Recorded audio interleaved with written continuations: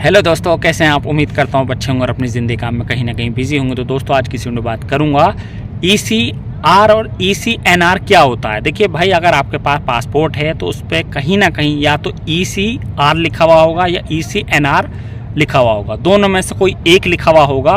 और कौन से वाले को कुवैत में आना चाहिए और कौन से पासपोर्ट पर ECR लिखा हुआ हो या ECNR लिखा हुआ होता है, इनमें से किसको जॉब मिलती है। तो भाई सारी बात इस वीडियो में क्लियर करने वाला हूं, तो प्लीज़ इस वीडियो को आप पूरा वॉच कीजिएगा। वीडियो थोड़ी भी अच्छी लगे तो वीडियो को लाइक और चैनल को सब्सक्राइब कीजिएगा। तो भाई देखिए, सबसे पहले आपके पास पासपोर्ट है, अगर आप कुवैत जा रहे हैं, किसी भी कंट्री जा रहे हैं, तो सबसे पहले आप ये देखिए उस पर लिखा हुआ क्या है, ECR लिखा हुआ है या ECNR लिखा हुआ होता है। सबसे पहले मैं आपको बता देता हूँ ECR का क्या मतलब है। ECR का मतलब हो गया है इमिग्रेशन रिक्वायर्ड और ECNR का मतलब हो गया इमिग्रेशन नॉट रिक्वायर्ड।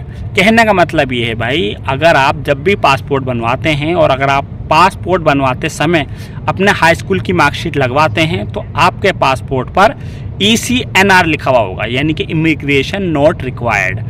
और अगर आप पासपोर्ट लगवाते समय हाई स्कूल की मार्कशीट नहीं लगवाते हैं तो आपके पासपोर्ट पर लिखा हुआ होता है ECR, यानी कि इमिग्रेशन रिक्वायर्ड। अब इमिग्रेशन होता क्या है ये सुन लीजिए। इमिग्रेशन का मतलब ये है, जब भी आप अपनी इंडिया से या अपनी होम कंट्री से किसी भी दूसरी कंट्री पे जाते हैं तो पासपोर्ट पर एक चेकिंग पॉइंट बना हुआ होता है जहां पर आपसे कुछ क्वेश्चन मालूम किए जाते हैं और ये क्वेश्चन आपके काम के संबंध में होते हैं। यानी कि अगर आप काम करने के लिए जा रहे हैं तो ये क्वेश्चन आपसे मालूम किए जाएंगे, और अगर आप काम करने नहीं जा रहे, घूमने फिरने जा रहे हैं, तो ये क्वेश्चन आपसे मालूम नहीं किए जाते हैं। उनका कहने का मतलब यही होता है, क्वेश्चन मालूम करने का मतलब यही होता है, क्योंकि आपका पासपोर्ट है ECR यानी कि इमिग्रेशन रिक्वायर्ड, हाई स्कूल की मार्कशीट उस पर लगी हुई नहीं है। कहने का मतलब ये है कि आप कम पढ़े लिखे हैं तो क्या आप बाहर जाने के योग्य हैं या नहीं है। तो बस बेसिक क्वेश्चन आपसे मालूम किए जाते हैं कि आप किस काम के लिए जा रहे हैं, किस वीज़ा में जा रहे हैं और आप क्या करते हैं, यानी कि आपका क्या नाम है। जो पासपोर्ट में या वीज़ा में होता है बस वो आपको ध्यान से पढ़ना है, समझना है, और उसी के मुतालिक उसी से संबंधित ही कुछ क्वेश्चन आपसे मालूम किए जाते हैं।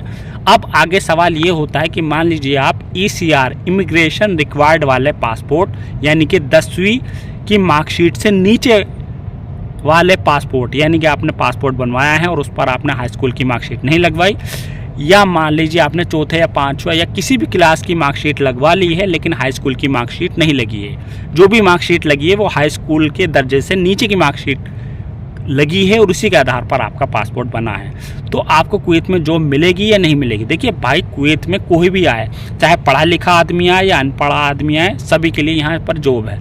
फ़र्क इतना है कि जो पढ़ा लिखा आदमी आएगा और वो अगर अच्छी वीज़ा में आता है तो वो उस वीज़ा के अनुसार काम करेगा, और मान लीजिए बंदा कम पढ़ा लिखा है तो वो जाहिर सी बात है वो उसी दर्जे के हिसाब से काम करेगा। मेन बात क्या है, मेन चीज़ वो बता देता हूँ, हुनर।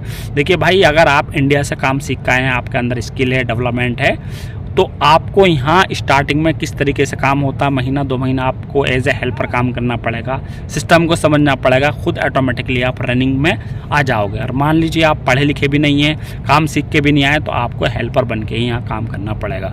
तो सिंपल फंडा ये है कि मान लीजिए जिस वीज़ा में आप आ रहे हैं तो उस वीज़ा के अनुसार तो आपको काम करना पड़ेगा, लेकिन सबसे इम्पोर्टेंट चीज़ होती है आपका टैलेंट। अगर आपका टैलेंट है और अगर आप हेल्पर में आ रहे हैं तो आप यहाँ टेक्नीशियन फॉरमैन बनकर काम कर सकते हैं। तो बस आज की वीडियो में इतना ही मुझे बताना था।